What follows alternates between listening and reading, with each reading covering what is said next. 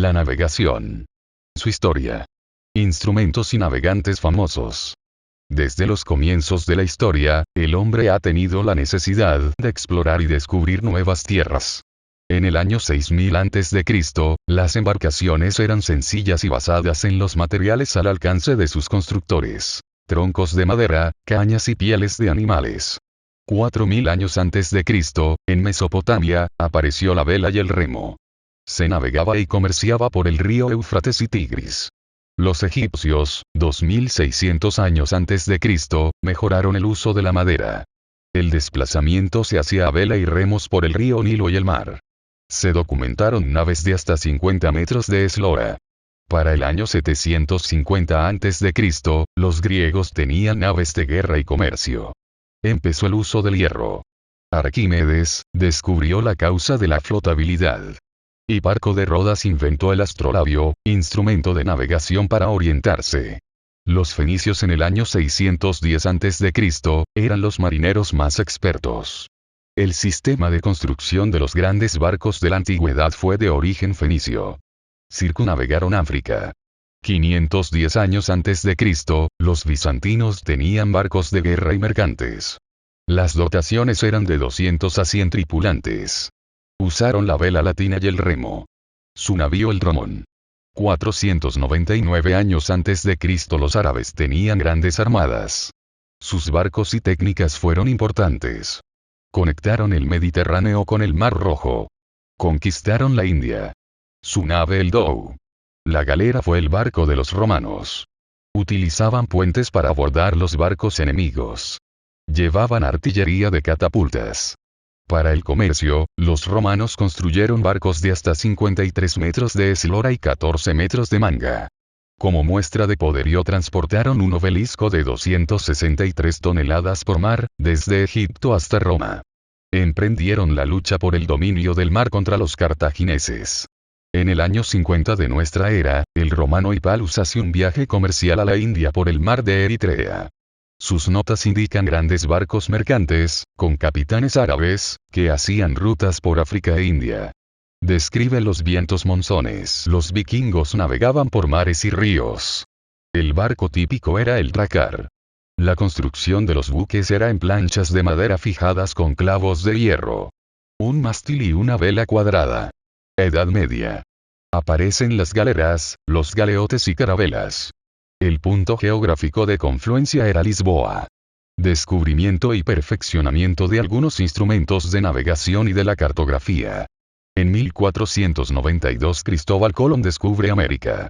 En 1588 la Armada Invencible Española se crea para invadir Inglaterra. Dos innovaciones revolucionaron el diseño de los barcos: la propulsión a vapor y la construcción con el hierro. En 1860, los vapores de cascos metálicos ganaban rápidamente terreno a los veleros de madera. Para destacar la batalla naval de Trafalgar en 1805, y la guerra anglo-americana en 1812, que impulsó el progreso de la construcción naval. Son famosos corsarios y piratas.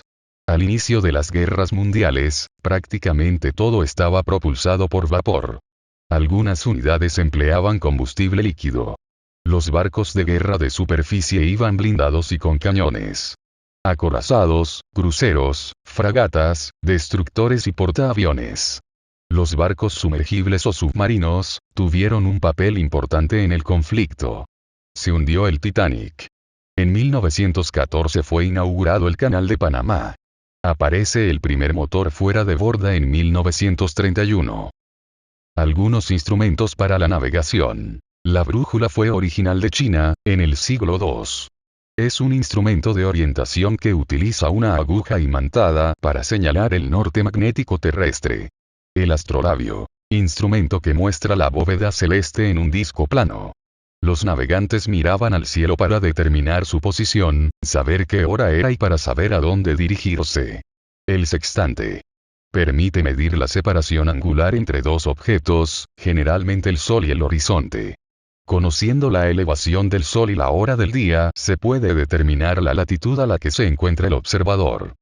Navegantes famosos. A finales del siglo XV, los mercaderes europeos estaban preocupados porque la ruta de los barcos a las Indias era larga y peligrosa. Encargaron una expedición a un marinero italiano llamado Cristóbal Colón.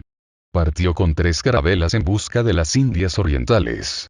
En mitad de su camino se topó con un extenso continente el 12 de octubre de 1492.